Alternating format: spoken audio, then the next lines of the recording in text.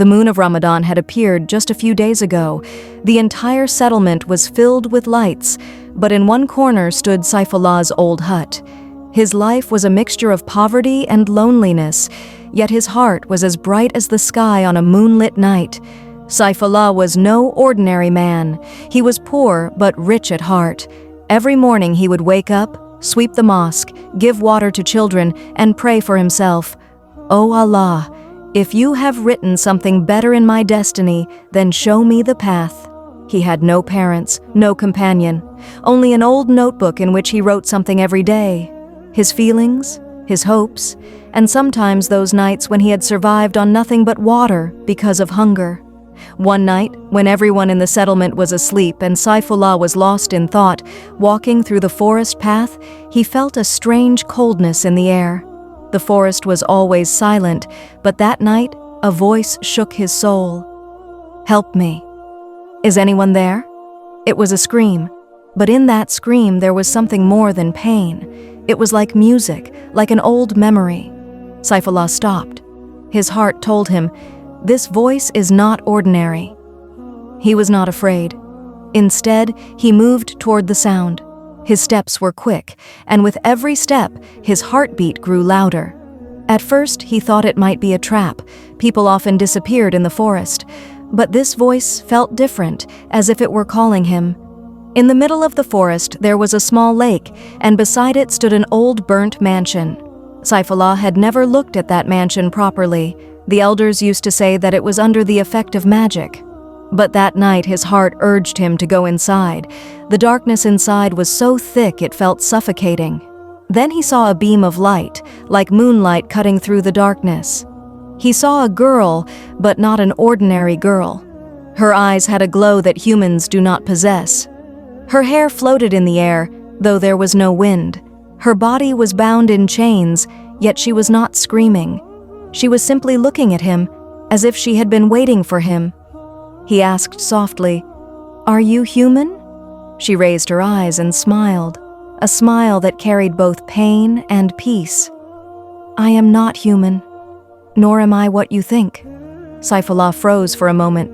Then, "Are you a jinn?" She lowered her head. "I am a jinn, but someone has imprisoned me here. Every day my soul screams for help. That was the scream you heard." Now Saifullah understood. His heart said, "Whether she is jinn or human, if she needs help, I will help her."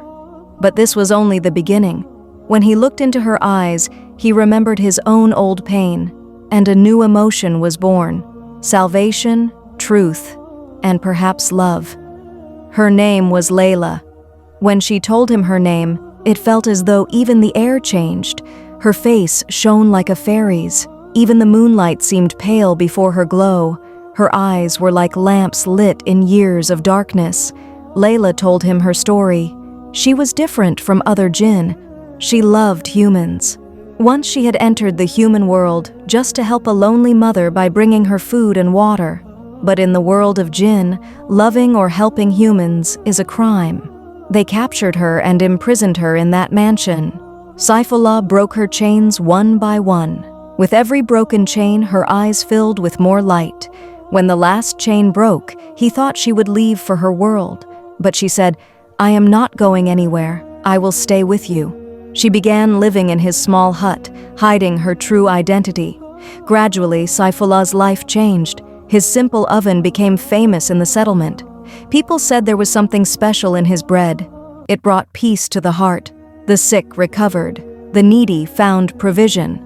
But no one saw that at night Laila would sit quietly, creating a soft light in her hands, praying for him. However, the world of jinn noticed her absence. One night, Saifullah saw her floating in the air, speaking to a beam of light. His heart trembled. "You are not human," he said. "No," she replied with tears, "but I have fallen in love with you." She told him the truth. If a jinn stays long among humans, either the human must be turned into a jinn or destroyed. She set a test for him: 3 nights alone in the forest, speaking to no creature, only remembering Allah. Evil spirits would try to tempt and scare him. He endured all 3 nights with patience, repeating Allah's name despite terrifying illusions. At dawn, Laila appeared with pride. "You have passed. Now you are worthy." But then her tribe attacked. Dark shadows surrounded them. Saifullah recited verses of the Quran. Light descended from the sky, and the Jinn were driven away. Laila revealed another truth. She was a princess among the Jinn. They went to a saintly elder, Hazrat Baba Nuruddin, who had knowledge of both worlds. In a simple spiritual gathering, their nikah, marriage, was performed in the name of Allah. They lived peacefully in a small hut in the forest. Laila kept her true form hidden from the world. People only saw a beautiful, peaceful woman beside Saifullah. But one evening, under the full moon, Laila told him, "I can only stay in the human world for a limited time. Now I must return." Saifullah's heart trembled, but he said, "I will never stop you. Your love was Allah's gift to me." She left, but every Ramadan moon she returned for a short meeting. Each time her beauty increased, filled with divine light. And each time, their meeting carried both love and pain. Saifullah understood the greatest message of his life. Love is not just an emotion, it is faith. True love is sacrifice for the sake of Allah, and their story became an example that when 2 hearts trust in Allah, even the boundaries between worlds cannot stop their love.